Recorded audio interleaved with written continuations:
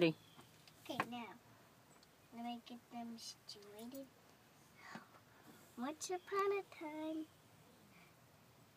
little kid deers went to go to school, and they found the school with their teacher, and the teacher said, "You must obey your parents and tell them that you went to school very good." Okay, teacher. Went off and they had a picnic with each one of another. And then they saw a little wolf alone. So they said, little wolf, do you want to play picnic with us?" "Yes, sure. They made some room for little wolf.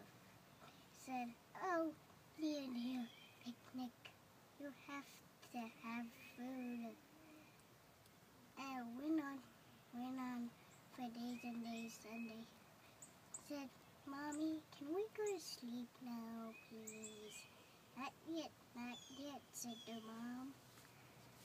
And they said, "We went to school very good, and we made friends with little wolf. And little wolf's real name was Little Wolf Skype."